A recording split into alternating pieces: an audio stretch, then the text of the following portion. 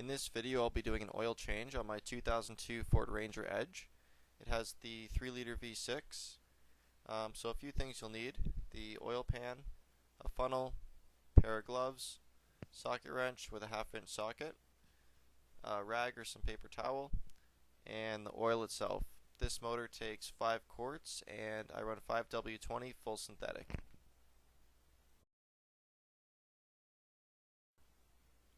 The first thing you're going to want to do is pop the hood.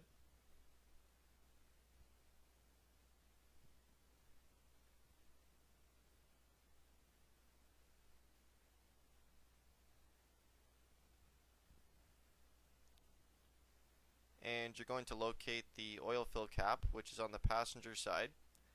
And I like to open that before I start, because that way when you take the drain plug out, there's air coming in from the top, so the oil comes out a bit easier, a bit quicker. Underneath the truck, I've got the oil catch pan, a rag, the socket wrench with a 1/2 inch socket, and a tarp to catch any drips or spills.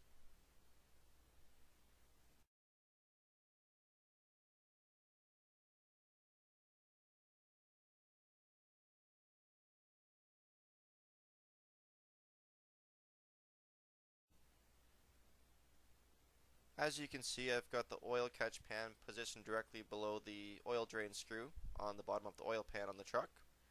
And the first thing you're going to want to do is loosen it up with the socket wrench until you get some drips of oil. And then you should be able to loosen it up by hand after that. Just be careful when you're doing this, because at some point that bolt's going to come out and oil is going to go everywhere, so you're going to want to make sure you have the catch pan positioned below the drain screw, but back a little bit as well, because that's where the oil is going to go.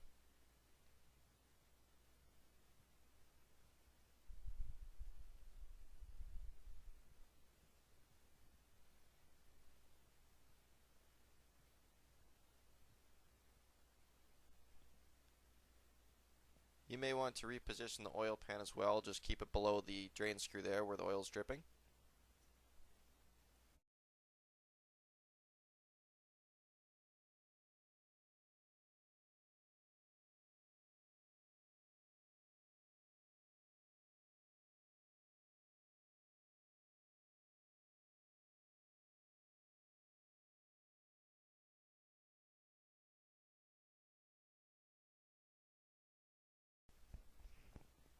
The next step, once all the oil is drained out, is to remove the oil filter.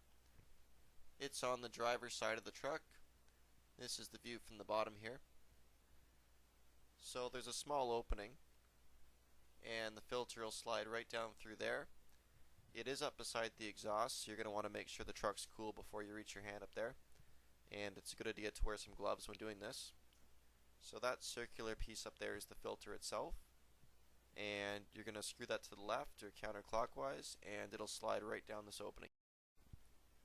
I've got the oil catch pan positioned directly below the oil filter, because when you take it off it's still full of oil, you're going to get some drips, and you're going to want to bring it down the bottom part first, otherwise it's going to spill. And to put the new filter on, it's the opposite of taking the old one off. You're going to get some oil, grease the O-ring on the filter itself, and it'll push right back up through that opening and screw onto the right or clockwise. There's the new one there, and it's in place. The next step is to clean off the oil drain screw. You're going to want to make sure it's free of debris, and before you put it back on, you can also grease the O-ring on the screw itself with some oil. First, you're going to want to put it in by hand, as far as it'll go.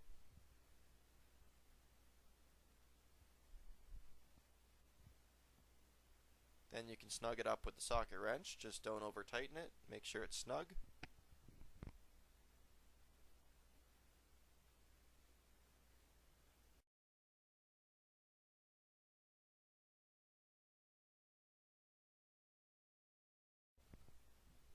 Next, you're going to want to open up the oil, get your funnel, put it in the opening to fill it, and start filling it up. You're going to want to check it periodically. The oil dipstick on this truck is on the driver's side. That's it right there. So to check the oil, you take the dipstick out, clean it off, put it back in all the way, and check on the dipstick itself. As you can see, there's two dots there, and there's crosses in between. You're going to want to make sure it's within that range. I like to make sure it's on the upper part of the range when I do an oil change. And just keep adding, keep checking, until you get it right where you want it. Next, you're going to put the oil cap back on.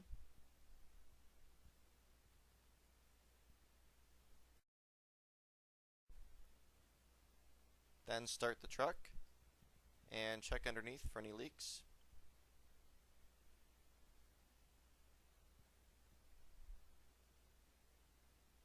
Looks good.